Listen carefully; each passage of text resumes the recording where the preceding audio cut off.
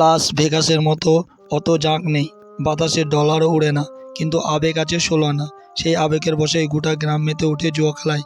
বছরে একটি দিনই ভেগাসের মতো ক্যাসিনো হয়ে ওঠে সেই শহর।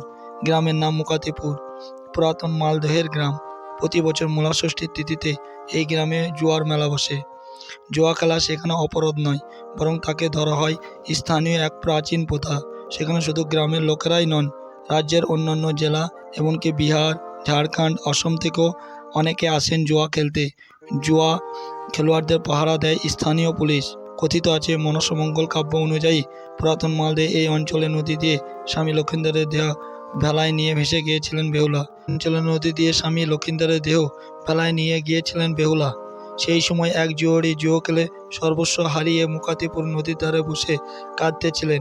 কথা বলে বেহুলা জানতে পারেন জুয়ো খেলে নিঃস্ব হয়ে আত্মহত্যার কথা ভাবছেন ওই জুয়োড়ি।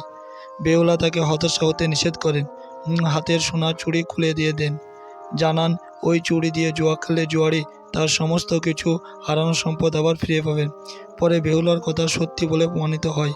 বলা হয় সেই মঙ্গল কাব্যের যুগ থেকেই চলে যাচ্ছে জুয়োর মেলা। এবারও তার ব্যতিক্রম হয়নি। মূলা ষষ্ঠীর তিথিতে শনিবার সকাল থেকে জুয়ার মেলা বসেছে মুকাতিপুরে, চলছে সন্ধ্যা পর্যন্ত। ষষ্ঠীর পুজো দিয়ে জুয়া খেলায় মেতেছেন পুরুষ মহিলারা।